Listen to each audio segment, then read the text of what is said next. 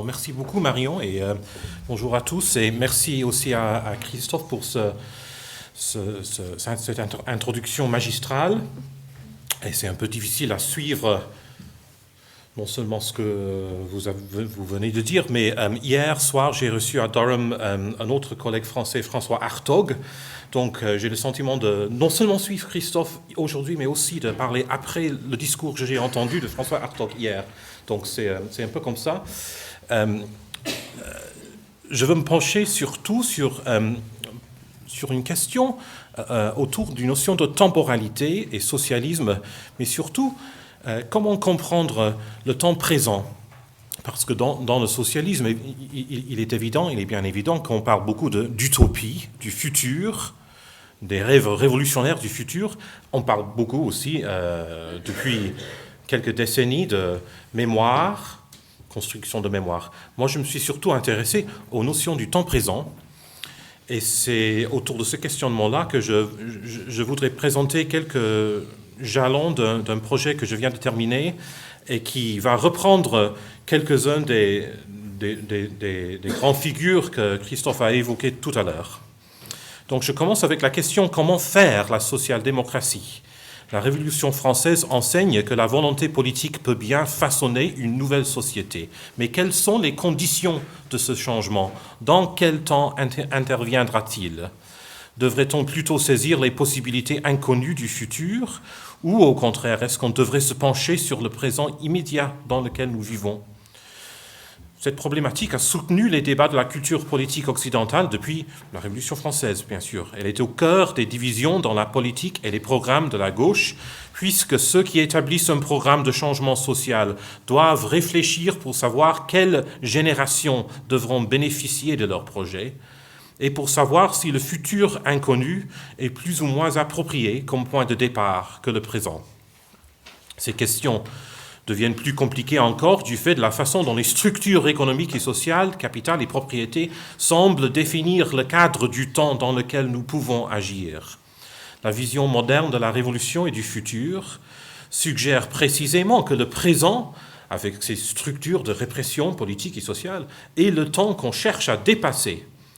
La démocratie insiste cependant pour qu'on donne la prime aux voix d'autrui aujourd'hui dans le présent.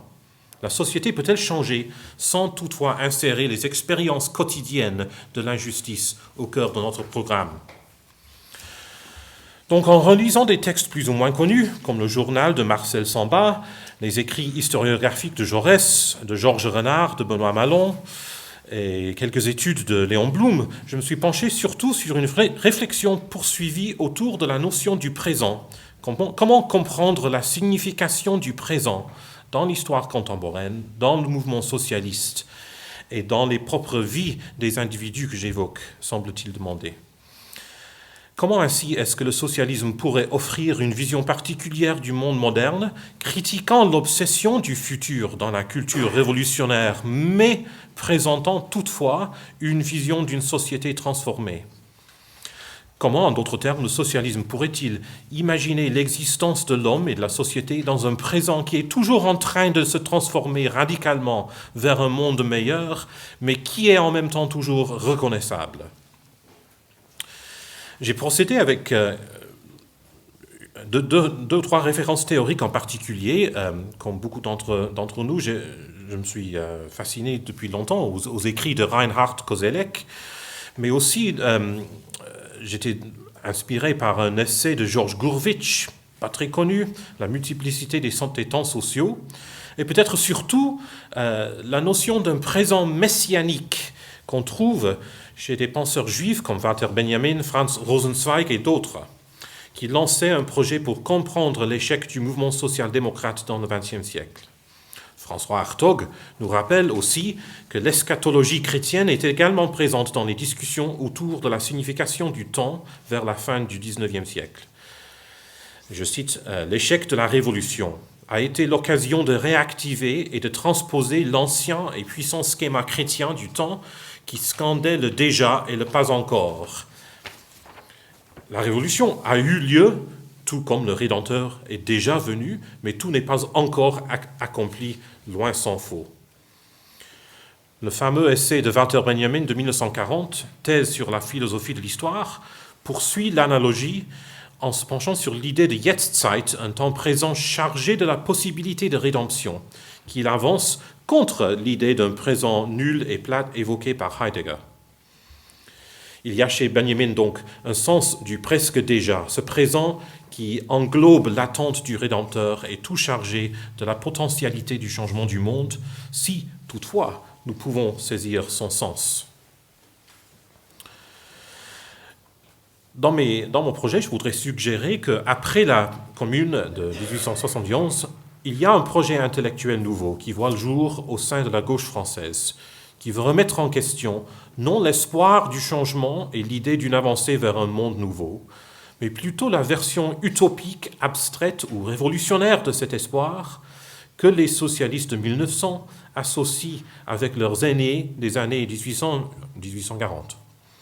Ce qui frappe davantage chez Malon, Jaurès et les Maloniens, Eugène Fournière et Georges Renard, cependant, c'est que pour eux, Saint-Simon, Fourier, Proudhon ne sont point des penseurs erronés, mais plutôt des penseurs qui avaient esquissé un sens d'espoir qu'il fallait reprendre, mais dans un cadre nouveau, celui de la science sociologique, comme Christophe a dit tout à l'heure, et du réalisme scientifique d'un mouvement socialiste qui voyait la possibilité du changement partout dans le monde présent. Il y a donc trois échelles sur lesquelles j'ai voulu essayer de poursuivre l'idée du temps présent chez les socialistes de la Troisième République. Celle de l'idée que les socialistes se faisaient de l'époque révolutionnaire du XIXe siècle, celle du mouvement socialiste lui-même et de sa situation temporelle dans le présent de l'après-commune et de la République démocratique, et celle enfin des individus et de leur propre réflexion sur leur place dans le monde politique et la société. Comme René Viviani l'expliquait en présentant aux lecteurs de La Lanterne un projet collectif pour écrire une histoire socialiste dirigée par Jaurès, Jaurès et ses collègues se proposaient non pas seulement de narrer le passé, mais plutôt de l'interroger pour cerner les expériences prolétariennes au jour le jour, le long du siècle, pour comprendre comment le prolétariat et le mouvement socialiste avaient pu se confronter aux grands événements et aux grandes crises sociales des temps modernes. Mais, comme Mona Ozouf l'avait remarqué en relisant les volumes que Jaurès écrit sur la Révolution, il faut comprendre que la leçon de cette histoire collective n'était pas de voir dans la grande terreur des éléments d'un mouvement social qui se continuerait jusqu'au XXe siècle. La terreur, ainsi que la conspiration des égaux, dans le volume écrit par Gabriel de Ville, ou la Révolution de 1848, dans le volume écrit par Georges Renard, sont des moments contingents qu'il fallait récupérer sur le plan de la réflexion savante. Si l'histoire les faisait renaître, ce n'était pas parce que le moment présent de 89 ou de 48 était susceptible de s'étendre jusqu'au XXe siècle par le biais de telle ou telle forme de lutte sociale. Mais le maintenant de 1900 demeurait toutefois connecté au maintenant des générations antérieures par les exemples multipliés d'inspiration humaine et de l'idéalisme qui forçaient l'historien socialiste à se pencher sur les expériences immédiates et l'injustice pressante du temps présent. Pour Georges Renard, il y a un va-et-vient constant entre l'attention que le socialiste doit porter aux faits sociaux, le réalisme quotidien, et l'idéal vers lequel il est tiré, comme un amant est tiré, expliquait Renard dans son roman La conversion d'André Savenet, publié en 1892. 30 ans après la parution de ce roman, les mêmes idées étaient au fond d'une conférence que Renard donnait pour le nouveau Parti socialiste dissident, le Parti socialiste français de 1920, où il dit « L'idéal n'a rien de surnaturel, de mystique. Il est lié au réel, d'où il est né comme la fleur au sol qui la nourrit. Quelle que soit son origine, il est purement humain, donc imparfait, mais perfectible. Il faut dire surtout qu'en partant du réel, il tend à y aboutir, c'est-à-dire à se transformer en fait. Ainsi, entre la réalité créatrice d'idéal et l'idéal créateur de réalité, s'opère un va-et-vient perpétuel qui est le mouvement même de l'humanité en marche. Mais si chez les disciples de Benoît Malon, comme Georges Renard, c'est l'idéalisme qui les porte à réfléchir sur l'importance du présent dans les idées socialistes. Pour Léon Blum, cet idéalisme, qu'il a trouvé aussi en parcourant les œuvres de Malon, est confondu avec une réflexion plus large qui renoue aussi avec des idées de justice qu'il trouve dans la pensée juive, ainsi que dans la campagne pour la justice dans l'affaire Dreyfus. En relisant les nouvelles conversations de Goethe avec Eckermann, les fameux essais que Blum publie à la fin du décennie des années 1890, les idées socialistes sur la notion du temps présent sont d'autant plus frappantes. On peut retrouver dès cette époque-là, la fin du 19e, des idées sur la temporalité et la modernité qui sont tout à fait pertinentes et qui sont toujours là en arrière-plan, je voudrais suggérer, quand Blum va réfléchir au long de sa carrière au positionnement du mouvement socialiste dans le temps. Dans des pages remarquables où le Goethe réincarné esquisse une troisième partie de son Faust, Blum développe cette discussion sur la temporalité du monde moderne. L'inspiration pour un Faust réincarné en 1900, selon Blum-Goethe, devrait être de partir en quête de la justice sociale plutôt que de bâtir une nouvelle civilisation. Et surtout, la reine de la justice ne peut être saisie autrement qu'en le cherchant dans le présent. Ainsi explique Blum-Goethe, je cite, « Je jette Faust dans la société moderne telle qu'elle est, telle que nous la voyons tous les jours. » Faust comprend que la justice ne peut pas être proclamée d'en haut. La procédure du changement radical, du rejet du présent, du passé, si typique dans l'ère révolutionnaire, n'est pas adaptée aux problèmes sociaux de 1900. La quête de la justice implique une lutte âpre pour la vérité dans le présent, et non pas dans un projet audacieux pour le futur. Plus tard, dans ses essais, Blum enchaîne avec l'idée juive de la rédemption. Il dit « L'idée seule de la justice, inévitable, a soutenu et rassemblé les Juifs dans leur longue tribulation. Leur Messie n'est pas autre chose que le symbole de la justice éternelle, qui sans doute peut délaisser le monde durant des siècles, mais qui ne peut manquer d'y régner un jour. » Et il poursuit. « C'est ce monde-ci, ce monde présent et vivant, qui doit s'ordonner un jour selon la raison, faire prévaloir sur tous la règle, faire rendre à chacun son dû. N'est-ce point là l'esprit du socialisme ? »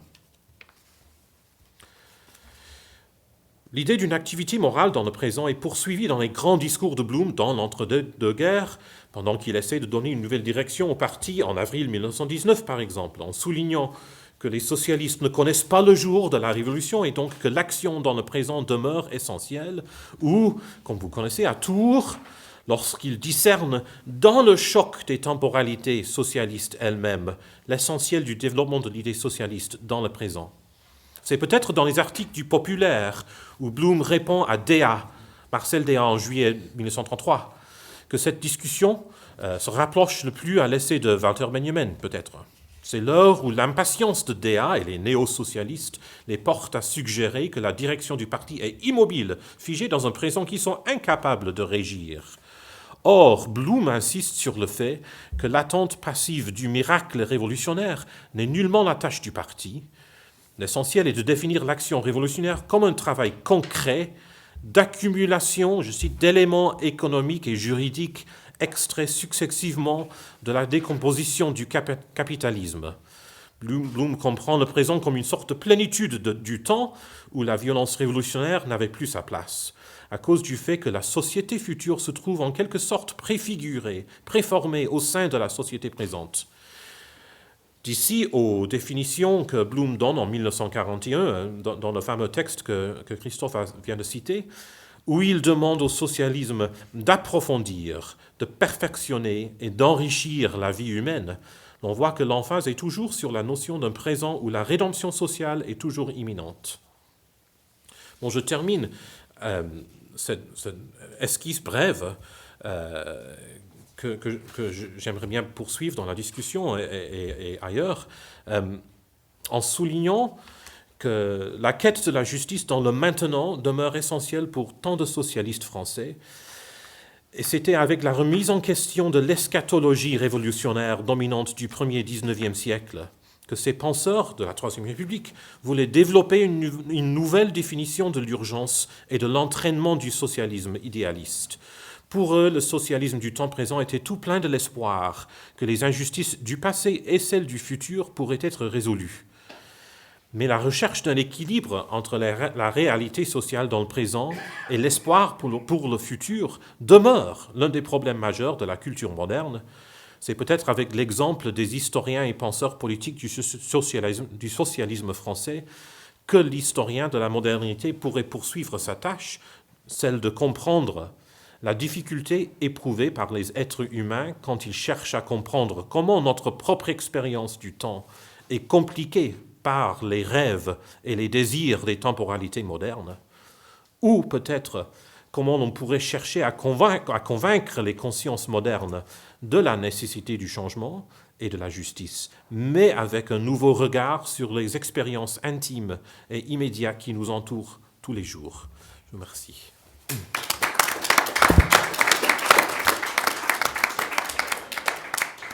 Bon, merci beaucoup.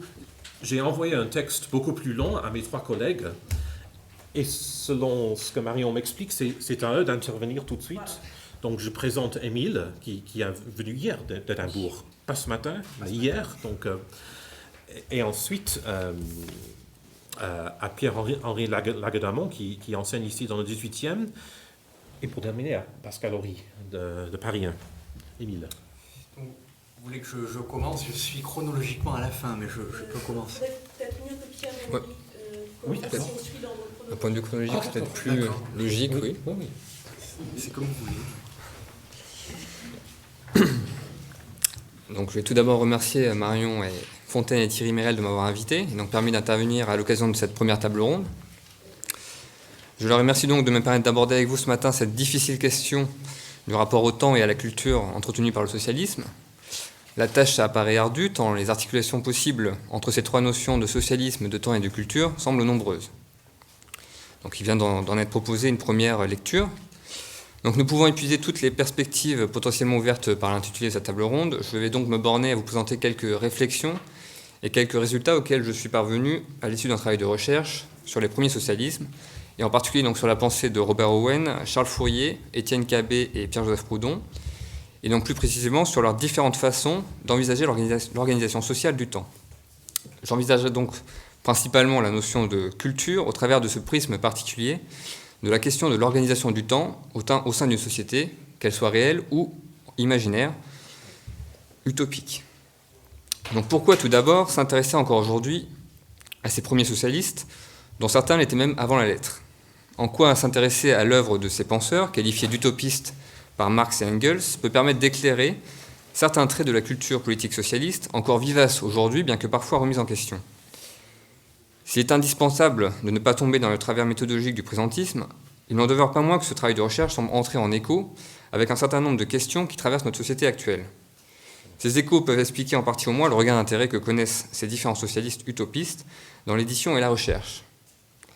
La crise généralisée de notre société, que certains qualifient de crise civilisationnelle, invite en effet à réfléchir sur la viabilité de notre modèle de société, sur nos modes de vie, et incite donc à se poser de façon plus pressante, les 2 questions fondamentales de tout projet politique, celle du but et celle des moyens. Autrement dit, quel nouveau modèle de société souhaitons-nous promouvoir, et par quelle voie pensons-nous qu'il est possible de le faire advenir? Ces 2 questions, constitutives de tout projet politique, laissent entrevoir au moins 2 niveaux solidaires entre eux de rapport au temps.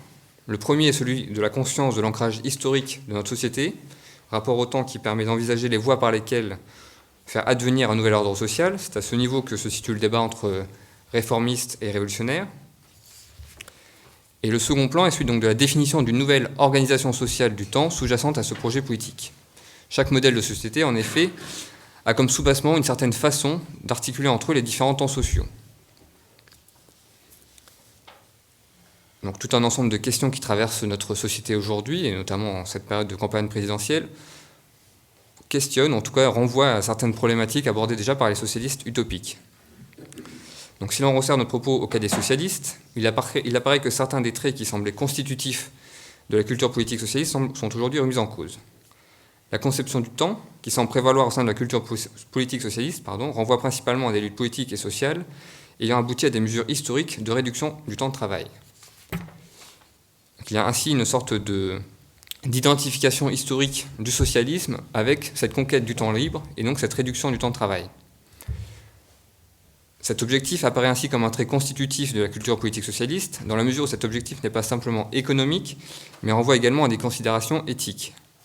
Par exemple, le souci des conditions de travail et de vie des travailleurs, en particulier de ceux qui exercent des professions pénibles, on parlait tout à l'heure de dolorisme, la solidarité envers ceux qui n'ont pas accès à l'emploi, la promotion de l'éducation et de la culture comme vecteur de l'épanouissement personnel permis par un temps libéré du travail. Ces différents éléments semblent ainsi être des éléments constitutifs du projet de société promu par le socialisme. Le rapport au temps sous-jacent à cette vision du monde représente donc un point important de cette culture socialiste. Nous trouvons dans la pensée des premiers utopistes, en particulier français, les premiers linéaments de ce projet de réorganisation des temps sociaux, et notamment cette ambition de définir une nouvelle articulation entre le temps de travail et le temps libre.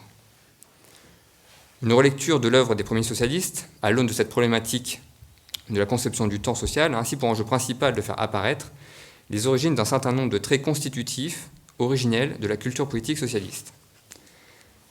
Cette relecture des projets de société bâtis par les socialistes pré-marxistes peut puiser dans les ressources conceptuelles fournies par la sociologie du temps.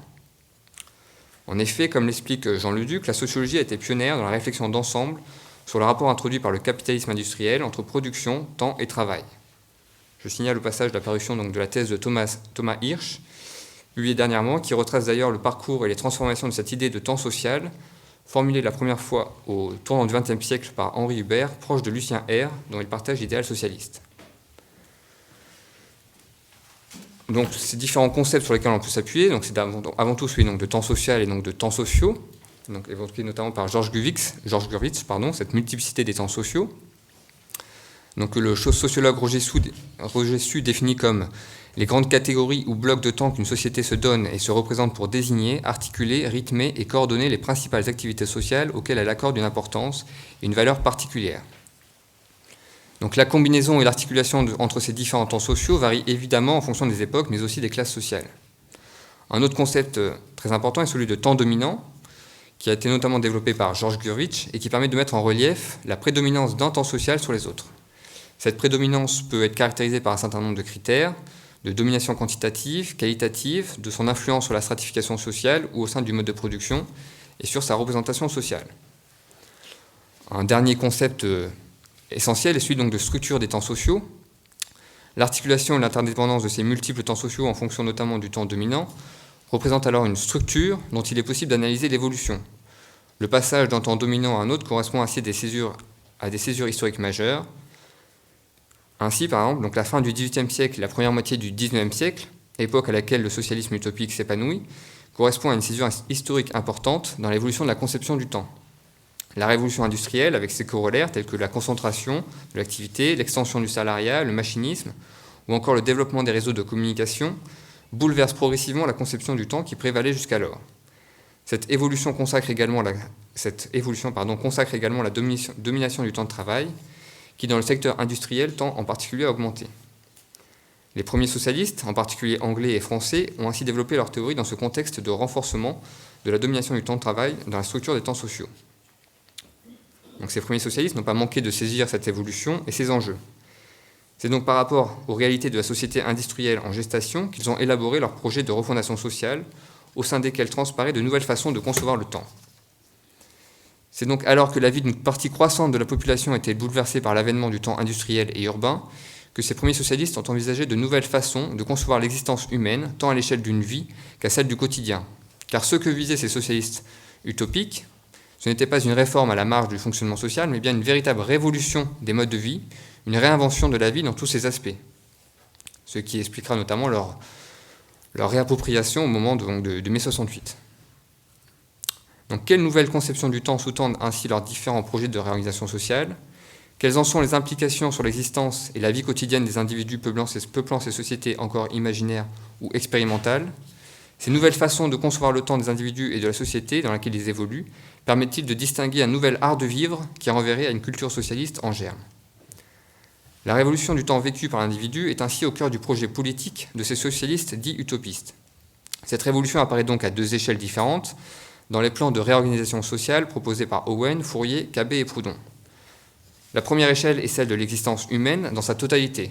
Elle renvoie à la partition de la vie d'un individu en une succession d'âges de la vie, ce qui est un marqueur culturel fort. Chacun de ces auteurs esquisse une conception globale du déroulement de la vie d'un individu, de sa naissance à sa mort. La deuxième échelle est celle du temps quotidien, de l'entrecroisement des différents temps sociaux dans la vie quotidienne des individus. Donc ces quatre penseurs socialistes développent donc une certaine conception de l'existence, de la naissance à la mort de l'individu. Ces quatre auteurs partagent tous un intérêt prononcé pour les questions relatives à l'enfance de l'individu et plus particulièrement à son éducation. Cette question a déjà été largement abordée, en particulier dans la thèse de Nathalie Breyman. Sensibles aux premiers effets néfastes de la révolution industrielle, ces quatre auteurs ont tous été conduits à s'insurger contre l'exploitation du travail des enfants. L'avance industrielle anglaise explique en partie la réaction plus ferme de Robert Owen sur cette question. Toutefois, chacun de ces auteurs condamne bien le travail enfantin dans le cadre de cette société du début du XIXe siècle.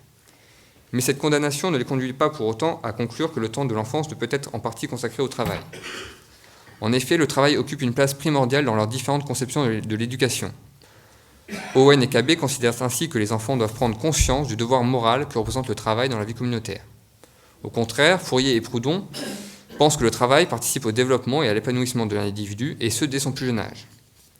Toutefois, l'enfant ne saurait être un travailleur comme l'un autre, car d'une part, son travail doit être adapté à son âge, et d'autre part, cette activité participe directement à sa formation intellectuelle et physique. Donc l'éducation, qui occupe une majeure partie du temps de l'enfance, représente également un enjeu crucial pour ces socialistes d'un point de vue politique. Ces socialistes utopiques se caractérisent en effet par leur volonté de transformer la société par des moyens pacifiques. L'éducation représente ainsi pour eux un levier important par lequel mettre en application leur théorie sociale et parvenir à une transformation profonde de la société. L'enfance constitue donc pour eux la période propice durant laquelle leurs théories éducatives peuvent influer sur le cours du reste de la vie de l'individu. Pour Owen et Cabet, il s'agit alors d'adapter l'individu à la vie en communauté, tandis que pour Fourier et Proudhon, cette éducation est plus individualiste et doit permettre à l'enfant de découvrir sa nature profonde, et non uniquement celle conforme à la communauté. La façon dont envisagent ces auteurs le temps de l'enfance tend à bien délimiter ce premier âge de la vie. La période de l'enfance tend ainsi à devenir plus importante, tant d'un point de vue quantitatif que qualitatif. D'autre part, le passage à l'âge adulte représente également une étape décisive d'un point de vue social et culturel. Chaque société a en effet ses propres codes ou rituels marquant cette transition vers l'âge adulte. Face à cette question de la transition de l'âge de l'enfance à l'âge adulte, les positions de ces quatre auteurs socialistes se caractérisent par de profonds désaccords. Si l'entrée dans le monde du travail représente un événement fondateur dans la vie d'un individu, pour Owen et surtout pour Cabet, Fourier et Proudhon ne l'envisagent pas comme une véritable étape dans l'existence de l'individu. De la même manière, la question du mariage suscite d'importants désaccords avec d'une part les défenseurs de cette institution, Cabet et Proudhon, et d'autre part les ardents détracteurs du mariage, Owen et Fourier.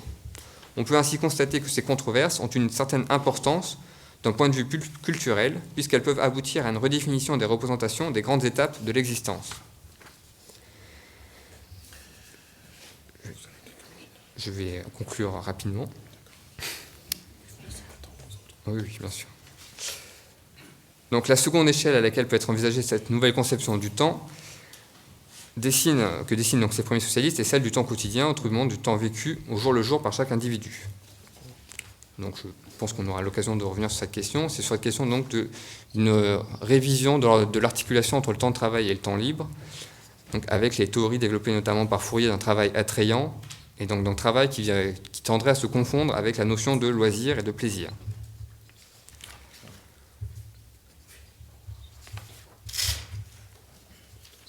Donc ces différents socialistes, malgré leurs divergences, se retrouvent donc dans un certain nombre de valeurs et de principes qui semblent constitutifs de la culture politique socialiste. Tous se sont levés contre le travail forcé qui liait l'ouvrier, homme, femme ou enfant, à l'usine pendant 12 à 18 heures sur 24. Tous ont préconisé à la fois le travail, mais également une notion nouvelle, le repos institutionnalisé, le loisir. L'idée du travail limité dans le temps, du loisir enrichi de distractions, l'idée surtout de réjouissance prise en commun, comme le souhaitait Fourier, une société où chacun serait frère de l'autre, où chacun serait concerné par l'autre, reste, dans tous les cas, commune à tous ces socialistes. Tous ont également compté sur l'éducation pour forger l'homme nouveau. Pour conclure, je reprendrai donc une phrase de Dominique de Santi. L'heure est peut-être venue d'examiner l'utopie dans son ensemble afin de savoir si elle n'est pas vraiment la vérité de demain. Merci. comme vous l'avez bien dit, on va certainement reprendre ces questions de loisirs, de l'existence de tous les jours, j'espère. Donc je passe la parole maintenant à Émile, c'est ça? Oui, c'est bon. Ça, je sais pas. Je préfère être le dernier, j'expliquerai pourquoi. Je préfère être le dernier intervenant. Alors c'est toi, Émile. Oui. So, is it all right to do 10 minutes, do you think? Alors je vais essayer d'aller vite pour qu'on puisse au moins discuter des propos très très intéressants aujourd'hui. Je vais simplement évoquer quelques points aujourd'hui. Dans un premier temps, merci Julian, merci Pascal, merci Pierre de vos interventions et toutes ces interventions interpellent et je vais tâcher de répondre et de reprendre certains éléments dans cette discussion très large de socialisme, temps et culture. On m'a demandé de parler d'ailleurs sur la crise de l'avenir et c'est un sujet qui m'intéresse beaucoup et là encore je vais essayer d'évoquer quelques points très brièvement. Quelques mots d'introduction tout de même. Je suis, comme vous le savez peut-être, un spécialiste des débats politiques français depuis les années 70, donc de la période très récente. Et en particulier, je m'intéresse à plusieurs grands débats pendant cette période autour de l'idée républicaine, la citoyenneté, le libéralisme, la réforme de l'État et l'anticapitalisme. Donc des débats qui se retrouvent, qui s'entrecroisent. Et dans la plupart de ces débats, la contribution de militants, d'intellectuels et de personnalités politiques socialistes, au sens très large, joue un rôle crucial. Alors je ne suis pas de ceux qui pensent que les bonnes idées émanent plus ou moins toujours de la gauche, mais force est quand même de constater qu'une bonne partie des grandes thématiques qui agitent la politique française aujourd'hui ont leurs origines dans des débats qui sont déroulés au sein de la gauche non communiste depuis les années 70. On peut donc bien parler d'une culture socialiste au sens large, même si celle-ci a toujours été et reste très fragmentée. On peut aussi, et je vais essayer de le montrer très rapidement ici, voir de très grandes continuités entre les multiples cultures socialistes à travers le temps, donc non seulement à l'époque très contemporaine, mais aussi à la fin du XIXe siècle et au début du XXe siècle. Il faut pas néanmoins se laisser trop tenter par une vision de continuité. Nous avons évoqué logiquement et à juste titre les éléments communs du socialisme depuis ses origines à nos jours, mais il faut aussi reconnaître le contexte assez particulier, le contexte historique des années 70, 80 et 90, car ce contexte, pour moi, pèse très lourdement dans mon analyse. Alors, je n'ai pas le temps ici de faire un long tour d'horizon, donc je vais juste souligner deux choses qui me paraissent vitales pour comprendre comment se développe le socialisme pendant cette période.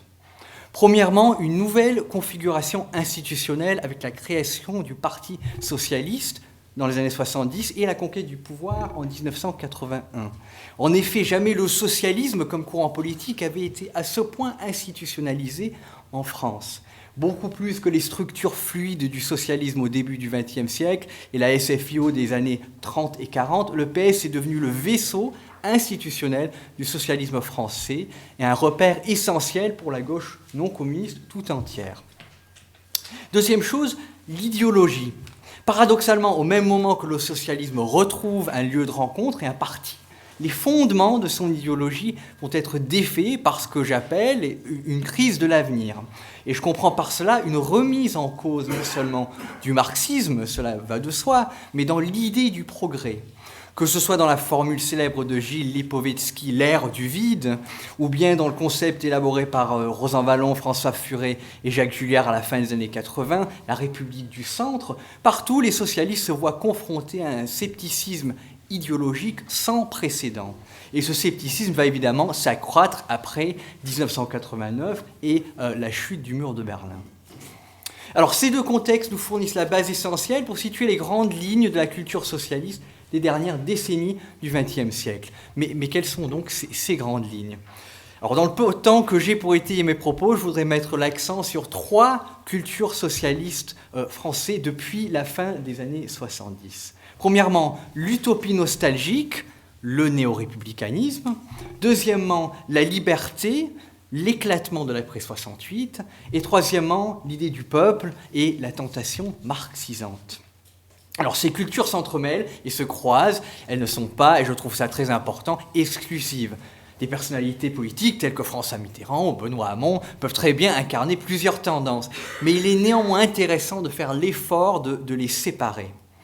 Alors qu'est-ce que j'entends par mes trois cultures? Je vais passer très très rapidement. Premièrement, l'utopie nostalgique, ce que j'appelle le néo-républicanisme. Alors je parle ici du renouveau du républicanisme qui a commencé au début des années 80, avec d'un côté un mouvement intellectuel, le projet des lieux de mémoire dirigé par Pierre Nora, les travaux philosophiques d'Alain Finkielkraut et de Régis Debray, etc. Et de l'autre côté, un mouvement politique incarné par un personnage comme Jean-Pierre Chevènement. Alors la mobilisation des intellectuels et des militants socialistes autour de l'idéal républicain devient claire au moment de l'affaire du foulard en 89 et dans l'engagement contre le FN dans les années 80-90. À tel point qu'aujourd'hui, les valeurs républicaines, y compris la laïcité, l'intégration et la mixité, sont devenues des clivages profonds au sein et autour du Parti socialiste. Et il suffit d'ailleurs d'écouter le débat de hier soir pour voir les différences sur ces questions, des différences très très importantes. Donc c'est la première culture, cette utopie nostalgique qui contient une idée néo-républicaine. La deuxième, c'est la liberté, la volonté de liberté et l'éclatement de l'après-68. Alors, comme nous le savons tous sans doute, le PS a été construit au début des années 68 avec la participation active de nombreux mouvements politiques puissamment influencés par les années 68, au sens large. Que ce soit le PSU ou le mouvement féministe, beaucoup se sont retrouvés dans le PS, ils y ont joué un rôle important dans l'élaboration de certaines mesures phares des administrations socialistes des années suivantes. Par exemple, la loi de fer de 82 sur la décentralisation, la loi sur la parité de 1999 ou encore, plus récemment, le mariage pour tous en 2013. Alors il faut insister cependant sur le fait que cette culture de la liberté au sein du mouvement socialiste, que j'appellerais moi peut-être une culture tout simplement libérale, a souvent été en contradiction avec l'utopie nostalgique du néo-républicanisme que j'évoquais tout à l'heure. Et c'est pour ça qu'il y a eu des débats à gauche autour de la loi sur la parité et sur les droits accordés aux couples homosexuels.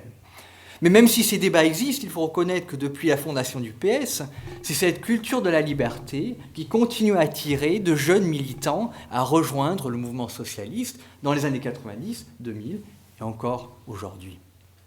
Voici très rapidement pour ma deuxième culture. La troisième, c'est l'idée du peuple et la tentation marxiste. Alors il ne faut pas oublier bien sûr que le PS tel qu'il est constitué aujourd'hui ne dépend pas réellement du mouvement ouvrier. C'est une des différences entre le PS et les autres partis sociodémocrates ailleurs en Europe, le Parti travailliste au Royaume-Uni, le SPD en Allemagne. Et on pourrait alors croire que le poids de la pensée proprement marxiste est assez faible, puisqu'il y a toujours eu, depuis les années 20, un parti communiste qui incarnait en quelque sorte le marxisme français. Et d'ailleurs, j'accepte les analyses de Christophe Prochasson, entre autres, qui soulignent les origines non marxistes du socialisme français. Mais néanmoins, il me paraît périlleux de laisser de côté complètement cet héritage marxiste du Parti socialiste à partir des années 70 et de ses militants. À la différence des militants socialistes des années 1880 ou de l'entre-deux-guerres, pour qui le marxisme était une référence parmi d'autres, le socialisme des années 70 s'est appuyé sur un langage et des idées, sinon pas purement marxistes, en tout cas très marxisants. Ainsi, Mitterrand, un socialiste presque entièrement non marxiste, a pu parler de rupture avec le capitalisme. Et plus récemment, après le référendum sur la Constitution européenne en 2005 et la crise financière de 2008, certains membres du Parti socialiste ont retrouvé un discours marxiste. À la fin des années 70, on aurait dit que la personnalité politique qui incarnait le mieux cette culture était Jean-Pierre Chevènement, qui a par la suite, comme j'ai dit, basculé vers le néo-républicanisme. Et aujourd'hui, cette filière est représentée par un Arnaud Montebourg ou un Jean-Luc Mélenchon. Voilà donc pour cet aperçu trop rapide des trois cultures qui sont, selon moi, les éléments qui font marcher le mouvement socialiste depuis les années 70. Alors juste pour finir, je voudrais revenir sur le rôle qu'a joué dans tout cela cette crise de l'avenir. Et ce qu'il y a de très frappant dans ce que je viens de décrire, les trois cultures que je viens d'évoquer, c'est l'incapacité finalement du socialisme français à s'adapter à cette crise de l'avenir, une crise très profonde qui traverse la société française. Car en effet, les trois cultures que je viens d'écrire sont tous tournées vers un avenir assez lointain, cet horizon révolutionnaire d'ailleurs qu'évoquait Julian dans son rapport. Et est-ce peut-être là le problème fondamental qu'on devrait discuter lors de cette table ronde et de ce colloque, un problème qui s'est accentué avec la massification de la démocratie depuis la Seconde Guerre mondiale, c'est-à-dire la divergence entre le temps socialiste et le temps électoral. Car il me semble qu'un des enjeux majeurs aujourd'hui, c'est justement la tension entre un mouvement socialiste qui voudrait encore, et là je cite du rapport de Julian, saisir les possibilités inconnues du futur, et un électorat qui ne peut pas voir, encore moins croire en l'avenir. Merci.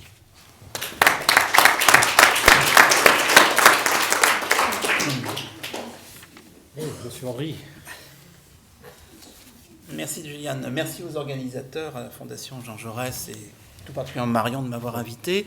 J'avais souhaité effectivement, comme c'était je crois d'ailleurs inscrit dans le programme, être le dernier à intervenir parce que j'avais conscience de fatalement un peu décentrer l'axe de la discussion à partir du moment où c'est vrai que ce qui m'avait attiré dans cette proposition, c'était le « et » entre socialisme et culture, puisque d'une certaine façon, une partie de mes travaux déjà anciens portaient sur ce « et ». À travers, en particulier, j'y reviendrai, les politiques culturelles, à partir du moment où les socialistes y jouent un rôle important, localement ou nationalement, n'oublions pas la dimension locale. Et puis le temps est entré comme un coin. Vous avez vu la thématique de ce matin, c'est devenu socialisme, temps, culture. Et temps, c'est vrai que j'ai eu tendance à le comprendre comme la nécessité, à nous autres historiens, nous serons très nombreux en tant qu'historiens à intervenir sur ces 2 jours, à se rappeler qu'en permanence, notre seule expertise, c'est le temps, hein, bien entendu. C'est-à-dire, pour aller vite, une sorte de dialectique qui s'introduit dans la société et qui fait que les phénomènes supposément structuraux sont souvent des récurrences et que leur attribuer des caractères structurants, bon, c'est un vaste problème. Donc c'est comme ça que j'ai compris ma contribution. J'ai bien conscience que du coup, il fallait que j'intervienne plutôt vers la fin, parce que même si je vais revenir à plusieurs reprises sur ce que j'appellerais un rapport aux cultures politiques, que j'ai entendu ici, mais déjà un petit peu plus près de ce qu'a dit Émile, j'ai conscience de privilégier à ce moment-là la déclinaison autour des politiques culturelles plus que des cultures politiques. Et alors, en précisant pour terminer cette introduction que je le fais du point de vue de deux expériences, ou plutôt la première et puis une deuxième qui est double. Une expérience qui touche aux cultures politiques, qui tient à ce que, au début de mon travail d'historien, j'ai beaucoup fréquenté ce domaine de l'histoire des cultures politiques, et ce qui m'a amené à être dans ces lieux, en 1974, a quand été refondée pour la xème fois une revue socialiste. Donc j'ai fait partie de l'équipe fondatrice en 1974, en avril 1974, de la nouvelle revue socialiste, dans ces locaux. Je me rappelle très bien, ici sous l'égide de Jean Jaurès, que Madeleine Rebériou, que j'avais invitée à un premier colloque, avait fait d'énormes objections à venir dans ce lieu qui était infecté par le souvenir des sociotraîtres et du social-traître par excellence, qui était Guy Mollet, jusqu'en 69. Et donc on se situe à peu près 5 ans plus tard. Et c'est vrai que, bon, je travaillais un peu avec Madeleine à l'époque, bon, j'ai peut-être contribué, en tous les cas, plus généralement, le temps avait passé, la désinfection avait commencé. Et Madeleine Rebériou est entrée dans ces locaux, et elle a bien insisté pour dire que c'était très courageux de sa part. Bon. Donc ça dit beaucoup de choses, parce que je reviendrai effectivement sur le rapport de force. Puisque, pour moi, ce qui me paraît important et ce qui permet de comprendre la distinction que je fais grossière entre culture politique et politique culturelle, comme questionnement, bien sûr, hein, mais dans le social, ça se croise sans arrêt, ça se métisse sans arrêt, c'est que, quand on est du côté des cultures politiques, on est du côté, effectivement, des systèmes de représentation, donc de l'idéologique, et que quand on est du côté des politiques culturelles, on croise l'idéologique avec quoi ? Avec les rapports de force. Ce qui veut dire que, souvent, dans les débats et idéologiques et politiques, il y a confusion entre la logique de l'idéologie et la logique de la politique. Et je crois qu'une partie, en particulier des rapports que les sciences sociales peuvent entretenir, ou du militantisme fondé sur les sciences sociales peut entretenir avec la classe politique, terme éminemment populiste, c'est qu'on projette sur le politique de l'idéologique. Et ça, c'est une vaste question, mais à laquelle je tiens pour faire comprendre ce que je fais là ce matin en fin de table ronde. Et puis la deuxième contribution, c'est effectivement d'avoir travaillé pendant 20 ans sur une expérience de politique culturelle, celle du Front populaire, que Christophe a évoqué d'ailleurs rapidement tout à l'heure, où les socialistes jouaient un rôle de direction. Il faut insister sur le mot, parce qu'on n'imagine pas ce terme s'adapter si bien au fait que l'expérience gouvernementale fut-elle courte, mais elle s'étend au-delà de l'expérience gouvernementale de 36-38, puisque le Front populaire, d'abord, c'est plutôt 35 que 36. Et c'est un mouvement social, et donc politique, qui déborde l'expérience gouvernementale. Et d'ailleurs, ses succès, comme d'ailleurs ses échecs, ses contradictions, comme ses héritages, sont liés au fait que ça n'a pas été qu'une expérience gouvernementale. C'était des dizaines d'associations, et en particulier d'associations culturelles, qui se sont créées entre, grosso modo, l'été 35 et l'été 36. J'avais été très impressionné, en abordant cette question, de vérifier ça sur le terrain. Mais direction, dans la mesure où une personnalité comme Léon Blum, une personnalité que je citerai aussi avec une citation, je ne ferai qu'une seule citation, mais elle viendra de lui, qui est Jean Perrin. Ces personnalités dont le statut intellectuel aujourd'hui, d'ailleurs, est faible. Qui s'intéresse à Jean Perrin? Qui considère que Jean Perrin est un homme qui pourrait dire des choses encore pour notre époque, qui en tous les cas disait des choses passionnantes à l'époque où il vivait? J'y reviendrai rapidement. Et donc il y a cette expérience-là, mais je l'ai complétée, je l'avoue, après avoir soutenu cette thèse au bout de 20 ans, pas avoir fait que ça, mais enfin avoir consacré 20 ans à vivre à l'époque du Front populaire, mais pas que. Bon, la schizophrénie fonctionnait quand même assez bien. Et c'est d'être même maire adjoint pendant 6 ans, en charge de la vie culturelle dans une collectivité locale française. Et j'avais choisi le terme de vie culturelle en hommage à Jean Zay, donc en hommage à un grand projet de Jean Zay, à la veille de sa mort, d'un grand ministère de la vie culturelle. Et j'avais tenu à dire, je ne suis pas adjoint à la culture, je suis adjoint à la vie culturelle, en rendre hommage à Jean Zay. Donc je précise quand même, parce qu'évidemment, on ne peut pas faire comme si nous n'étions pas aussi des personnalités engagées, avec des engagements variables. Alors, pour résumer, puisque je ne dispose plus que de 10 minutes, Juliane, oui. Je voudrais terminer quand même cette introduction en signalant qu'il y a forcément 2 ambiguïtés à lever. D'abord, est-on ici toujours à l'échelle française? Je me référerai à la France, mais je pense que dans nos interventions, il était présent, évidemment, on a parlé d'Owen, etc., que cette situation française, qui a ses particularités, en particulier, on ne peut rien dire sur la culture politique et sur les politiques culturelles françaises si on oublie que nous sommes, par exemple, structurés par un héritage et catholique et étatique, pour ne prendre que ça. Hein. Ce qui veut dire que, par exemple, si vous prenez l'inverse, comme si vous retournez la Sablier, l'inverse du couple étatique catholique, vous obtenez les États-Unis, par exemple. C'est évidemment l'inverse. Bon, on peut comprendre les distances, les malentendus transatlantiques, parce que vraiment, c'est systématiquement l'inverse. On va en retourner le Sablier. Bon, donc, ça, c'est absolument essentiel. Ce n'est pas que la France, mais je me référerai, c'est vrai, assez souvent à la France dans les quelques minutes qui me restent.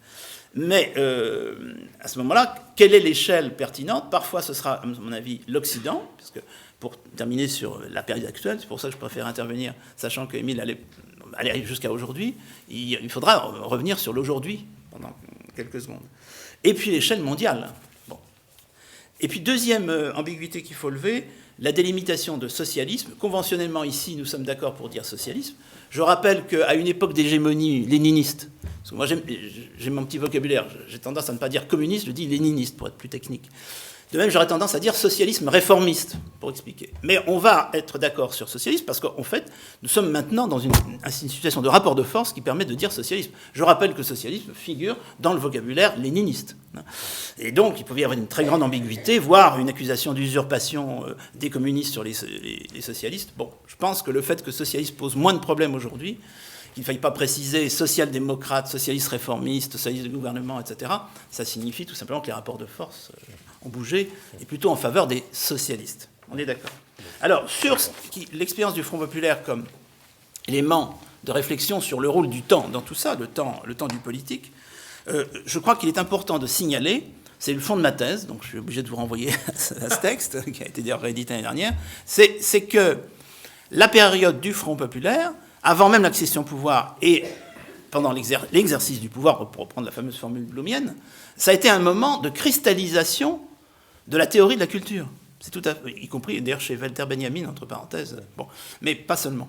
Et j'avais été très impressionné par traçabilité lexicologique avec les moyens du bord à l'époque, très artisanaux, on est dans les années 70, on parle d'un temps que les... Bon. C'est-à-dire que culture, politique culturelle, association culturelle, ministère de la culture sont un vocabulaire qui s'introduit dans le débat français En partie, d'ailleurs, sous influences diverses et variées, je n'entre pas dans le détail, là aussi c'est dans la thèse, et ça me paraît très significatif. C'est-à-dire que le vocabulaire de ce matin se pose dans l'espace, en tous les cas, culturel français, à cette époque-là. Et c'est très important parce qu'en général, on déplace le curseur vers l'après-guerre ou vers l'époque de Malraux. Pas du tout. Pas du tout. Et ça me paraît très significatif. Et c'est très intéressant de voir que l'union de la gauche, parce qu'il faut l'appeler comme ça, le Front populaire, c'est une union de la gauche, il n'y a pas que les années 70, produit ce lexique-là. Et si on entre dans le détail, c'est absolument passionnant, y compris le fait que l'association socialiste qui joue son rôle, qui s'appelle Mai 36, s'appelle Groupe culturel Mai 36. Vous imaginez, ça paraît très 68, eh bien non, c'est en 36. Bon. Vous avez donc affaire à une sorte d'intellectuel collectif où les socialistes jouent leur rôle. J'ai cité Jean Zay, qui n'est pas du tout un socialiste, mais il y a beaucoup de choses à dire sur le compagnonnage de route de l'aile gauche des radicaux avec l'expérience socialiste à ce moment-là. Mais Léon Blum, évidemment. Je rappelle que Léon Blum est un théoricien, entre autres, enfin je ne vous le rappelle pas, mais je rappelle peut-être à quelques-uns dans la salle, un théoricien de l'organisation gouvernementale. Et quand il se pose la question de savoir où on va mettre le grand ministère au fond de la culture, qui est le ministère de l'Éducation nationale, il le met dans la première catégorie, administration générale. L'administration générale, chez Léon Blum, et c'est la structure officielle du gouvernement de 1936, donc tout le monde se fiche grosso modo, ça on a bien tort, ça comprend intérieur, justice, éducation nationale. Ça dit beaucoup de choses. Et l'organisation des loisirs, révolution bloomienne complète. Révolution des loisirs. L'extrême droite rigole, la gauche s'interroge, qu'est-ce que ça veut dire? Bon, qu'est-ce qu'on va y mettre? C'est une petite révolution lexicologique, mais qui va au-delà, évidemment, après ce qu'on a dit sur Owen, etc. Eh bien, c'est donc clairement issu de Blum. Comme d'ailleurs l'inscription des congés payés, n'oublions pas, dans le programme du gouvernement est une initiative bloomienne, avec un rapport de force où les syndicats jouent un rôle, mais c'est une initiative bloomienne, puisque les congés payés ne figuraient pas dans le programme du Front populaire. Il faut quand même toujours répéter. Hein. Il n'y a pas une ligne sur les congés payés dans le programme officiel du Rassemblement populaire. Hein. Donc le rôle de Blum est capital. Et Blum met effectivement l'organisation du loisir dans la solidarité sociale. Et plus précisément dans la sous-catégorie de la santé publique. Donc ça dit beaucoup de choses sur une projection, j'allais dire dans l'avenir, en tous les cas, une représentation du monde. Et il faut faire intervenir là quelque chose d'essentiel, puisque nous sommes dans un milieu d'internationalistes, le rôle de la Société des Nations. Et là aussi, ça fait partie de ce qui est dissible en 2016 et beaucoup moins en 1955, à savoir que la Société des Nations, ça produit intellectuellement des choses capitales qui ont leur écho jusqu'à ce matin. Bien entendu, c'était absolument indicible, puisque, grosso modo, ces intellectuels, je dirais grosso modo du centre-gauche, humaniste, etc., de cette époque-là, avaient été pris en sandwich, et vous aviez toute une lecture de droite qui disait « quel échec », et toute une lecture, évidemment, de gauche qui disait aussi « quel échec ». Bon, on peut relativiser la notion d'échec intellectuel de la Société des Nations. Lisez, à l'époque, moi j'avais été le premier à sortir l'Organisation internationale de coopération intellectuelle, l'ancêtre de l'UNESCO, qui a fait l'objet de travaux et d'une thèse ensuite. Et moi, j'ai été le premier à découvrir ça, avec une grande surprise, d'ailleurs. Et voir que organisation des loisirs, loisirs des travailleurs, c'était des objets de débat au sein de l'Organisation internationale de coopération intellectuelle, presque annuels. Léo Lagrange, c'est un nom évidemment très associé à cette notion d'organisation des loisirs. C'est une personnalité tout à fait intéressante, y compris sur le plan théorique, puisqu'il vient d'une tendance spécifique, dite la bataille socialiste, pas forcément proche des communistes, mais qui souhaite effectivement une union de la gauche, et que c'est comme par hasard, lui, je ne dis pas que c'est un chevènement, hein, mais parce qu'on évoquait ça, c'est quand même quelqu'un qui est dans une démarche d'union antifasciste, qui intègre évidemment un rapport positif à l'expérience communiste, ne serait-ce que pour s'en distinguer. Ça annonce d'autres périodes, ça c'est tout à fait clair. Or c'est lui qui est en charge de l'organisation des loisirs, comme par hasard. Et quant à Jean Perrin, c'est quand même quelqu'un d'assez fascinant, par rapport même à l'introduction de Juliane, que donc j'ai lu. Je m'attarde 30 secondes sur lui. Je récapitule parce que il faut quasiment tout dire sur quelqu'un comme Jean Perrin, puisqu'il est radicalement oublié. Voilà. Dreyfusard, ami de Blum, mort en héros de la France libre, au fond, hein, mort à New York, ce qui est dramatique. Il ne faut surtout pas mourir à New York, évidemment, pendant la guerre. Non, mais vraiment, c'est la fatale erreur, bon, bien sûr. Prix Nobel de physique, quelle grande autorité scientifique, père du CNRS, grâce au Fonds populaire. Hein. Le CNRS est un produit du Fonds populaire. Père du Palais de la Découverte, considéré comme un lieu où va naître la société moderne à travers cette étincelle religieuse qu'est la découverte scientifique, avec des références à Michael Faraday et à Graham, comme les enfants du peuple qui trouve dans la cathédrale des temps nouveaux, qu'est le Palais de la Découverte, la révélation. Clairement, la science, nouvelle religion. Mais puisqu'on a cité Henri Bert, il y avait une phrase, c'est là que je prends une minute pour la citer. 1938, une série d'émissions de radio dirigée par Henri Bert, confiée à Henri Bert, sur le génie scientifique et l'évolution humaine, évidemment, l'évolution humaine. Et c'est Perrin qui conclut, et qui conclut sur les loisirs. Je précise que le Palais de la Découverte est confié par Perrin à quelqu'un qui est un spécialiste des arts décoratifs, André Léveillé, et que la première exposition qui est tenue en 1937 au Palais de la Découverte, c'est sur les rapports entre art et science. Bon, ben voilà. Il y a trop de preuves, si vous voulez. Alors je cite simplement Perrin. 1er février 1938, il y a quelque chose de tragique aussi, à penser que ça c'est en 1938, évidemment. Je rappelle que le musée de l'homme est ouvert en 1938, avec une farandole représentant l'espèce humaine qui danse fraternellement autour de... C'est à la fois, puisqu'on parlait d'utopie, c'est extrêmement fort et c'est daté 1938. Voilà.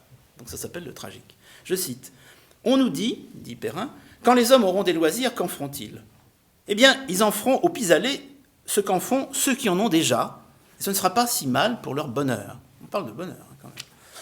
Mais surtout, les meilleurs d'entre eux, développeront leur corps et leurs âmes. Il est question d'âme, bien entendu, et pas que chez Perrin, et pas qu'au fin 19e, là, en 1938. Ils travailleront comme les artistes, la société de loisirs travaillera comme les artistes, en des efforts qui seront pour eux des joies. Ils développeront leur cerveau, ils feront de la beauté B majuscule, ils connaîtront la science S majuscule, et la prolongeront encore, ils seront soulevés par l'âpre désir de découvrir et de multiplier ce qu'il y a de divin en nous. Donc ça devrait vraiment intéresser, entre autres, Juliane. Bref, c'est un exemple parmi d'autres. Au même moment, Léo Lagrange dit, il faut qu'on... Jean Perrin, mais soutenu par Léo Lagrange, dit il faut qu'on aille vers la semaine de 24 heures. Et 3-8, mais à la semaine de la semaine. Et il glose sur travail-plaisir contre travail-corvée. Donc il y a une forme à la fois de complète utopie et d'incroyable actualité pour ces personnages qui... Moi, ce qui m'intéresse en tant qu'historien, puisqu'on parle de temps, c'est qu'ils sont engloutis. C'est-à-dire ils n'ont pas existé. Ils sont faibles, fantomatiques. Je veux dire, à côté de penseurs, grosso modo, qui se rattachent à la grande famille communiste. Ça, c'est clair. Et là, il en reste encore des traces. Alors, deuxième et dernier point, effectivement, retour sur la culture socialiste, on y était déjà, en s'éloignant un peu de l'expérience de politique culturelle, et là, en se rapprochant de la période la plus actuelle. Clairement, la Seconde Guerre mondiale, on est comme historien, donc on doit faire intervenir l'histoire avec sa grande hache, comme disait Pérec. Bon, la Seconde Guerre mondiale est une sorte d'ordalie, et c'est vrai que la perspective social-démocrate s'en trouve singulièrement affaiblie, puisque le vainqueur symbolique paraît le léninisme, puisque je continue à l'appeler le léninisme. Alors je précise que ça, c'est un regard français, parce que si nous étions ici à Stockholm, peut-être qu'on aurait quand même d'autres choses à dire sur l'importance des expériences social-démocrates dans l'Europe du Nord. Donc ne soyons pas trop franco-centrés. Par exemple, supposer que ces expériences en France sont éphémères, qu'est-ce qu'on dit devant Tage Erlander ou Olof Palme. Donc, d'accord, continuons sur la France, mais il faudrait peut-être prendre un peu de hauteur. Et là, pour le coup, ce qui me paraît important, c'est qu'on revient à 1974 pour terminer, à partir de cet épuisement d'une certaine forme d'utopie que je vais qualifier de léniniste pour simplifier, au milieu des années 60, au début des années 70, en s'acheminant vers ce qu'on pourrait considérer, parce que je pense que ce qui se passe actuellement à l'échelle de la planète s'origine là, une sorte de révolution de 1975, le milieu des années 70, où les paramètres basculent, où les logiciels, dirait-on dans les métaphores actuelles, changent. C'est tout à fait clair. C'est au milieu des années 70. On peut très bien repérer ce qui se passe, la fin de la guerre du Vietnam, mais au même moment, l'archipel du Goulag, même année. Bref, c'est très large. Ça va de Madame Thatcher à Khomeini. C'est un autre monde, c'est une autre société, et sans doute une autre temporalité, évidemment. Eh bien, au niveau du PS d'ici, si j'ose dire, oui, même d'ici, cité Malesherbes, milieu des années 70, c'est effectivement cette reconstruction qui va donner à la culture un rôle capital, y compris à l'expérience locale à partir de la vague rose de 1977, puisque vous avez, à la surprise même des intéressés, une vague de conquête du pouvoir local par des unions de la gauche en plus, généralement, des unions de la gauche, et avec, au sein de ces unions de la gauche, une préoccupation explicite de la culture, où on trouve évidemment là la nécessité de surmonter l'hégémonie léniniste combinée avec la sous-hégémonie gaulliste, quoi. Entre le prestige culturel du Parti communiste après le Front populaire et après surtout la résistance, et d'autre part l'expérimentation de politique culturelle autour de Malraux, Marcel Landowski, etc., qu'est-ce qui restait aux sociodémocrates? Pas grand-chose. Eh bien si, il y a cette sorte de reconquête avec la nécessité de faire la synthèse entre un certain héritage communiste, un certain héritage gauchiste, un certain héritage catholique, et bien sûr tout ça en transverse, mai 68. Et ça explique évidemment ces politiques culturelles locales. Je ne peux pas entrer dans le détail, avec toutes les nuances qu'on peut imaginer justement locales et géographiques, et la politique, disons, auquel le nom de Jack Lang est associé. Et ce qui me paraît intéressant, c'est que là, du coup, on assiste à quelque chose d'inédit depuis le Front populaire, et même en incluant le Front populaire, c'est-à-dire qu'il ne paraît pas qu'il y ait un divorce entre la notion de culture et la notion de parti socialiste. Que le Parti socialiste ne serait pas à côté du sens de l'histoire, au contraire, il serait en plein dedans. Et la référence léniniste s'efface. Ça me paraît mériter qu'on y revienne. Et pour terminer, je voudrais dire que la situation actuelle témoigne évidemment de l'épuisement de cette logique-là. Bon, ce que je viens de même pas résumer, de survoler, c'est clairement épuisé sous nos yeux. Mais c'est épuisé sous nos yeux pour des raisons, j'allais dire, qu'en termes socialistes, on peut analyser, c'est-à-dire, je vais simplifier, la société a toujours raison. C'est-à-dire que les intérêts de la société ont peu à peu basculé. On a déjà évoqué l'individualisme. Bon, c'est une question évidemment fondamentale, un peu rhétorique, parce qu'on peut mettre dans l'individualisme tant de choses, mais il me paraît tout à fait clair que la logique individualiste a été ce qui a été le principal héritage de l'effondrement du modèle léniniste, et donc du volontarisme et du socialisme qu'il y avait dans le modèle léniniste. Parce qu'on ne peut pas considérer que la chute du fascisme en 1945, entraînant un discrédit durable sur une partie de la droite classique, eh bien la chute du socialisme réel, ou je ne sais quoi, soviétique, ne pouvait pas ne pas entraîner en partie un déclin des références socialistes, réformistes. Voilà. Et du coup, je pense que nous sommes dans une situation où les expérimentations sociales, et vraiment de plus en plus à l'échelle globale, il fut un temps où, je ne dirais pas le masochisme français, en tous les cas l'analyse politique, on va appeler ça, l'analyse politique française disait, vous voyez, ce pays, la France, est quand même incroyable, c'est le pays du Front National. Bon, aujourd'hui, on se dit que, bon, on est loin, on a peut-être été un peu pionnier, et encore, c'est discutable, mais on est loin d'être seul. La question du populisme est une question passionnante, parce que c'est une question posée à la démocratie. C'est pour ça que j'ai quelques scrupules, pour terminer, à évoquer le socialisme démocratique, parce que je suis de ceux, sans doute un peu par manie taxinomique, qui considèrent que la démocratie ne se situe absolument pas sur le même plan que le libéralisme. J'étais très sensible au fait que ce qui paraît être maintenant le trésor, y compris des socialistes et plus généralement de la gauche, c'est les réformes dites sociétales. Hein, on est d'accord, bon, on ne va pas entrer dans le détail, mariage pour tous, parité, mais même décentralisation. Bon. Et vous avez tout à fait raison de dire que ça, c'est du libéralisme. C'est-à-dire qu'il faut que aussi une certaine pensée de gauche, et en particulier socialiste, intègre l'héritage libéral, qui signifiait gauche en 1830. Hein, libéral, c'était quasiment l'extrême gauche dans beaucoup de pays en 1830. Et c'est sans doute à cet état que nous sommes arrivés. Et là, ça permet de dire que le rapport entre socialisme et culture, c'est pas simplement un rapport politique, c'est franchement un rapport intellectuel. Et qui amène à interroger la possibilité de trouver des synthèses, puisque d'une certaine façon, le socialisme se distinguerait de formes de gauche radicale par la recherche de synthèse.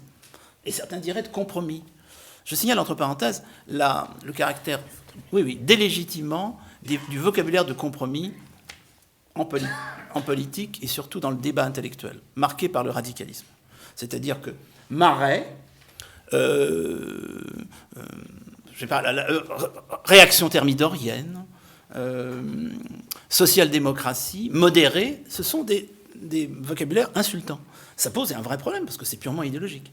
Et donc cette idée de synthèse me paraît absolument indispensable aujourd'hui, puisque la question de l'individualisme et la question du libéralisme est plus que jamais posée, non pas aux socialistes comme une opposition, mais aux socialistes comme une partie de leur généalogie.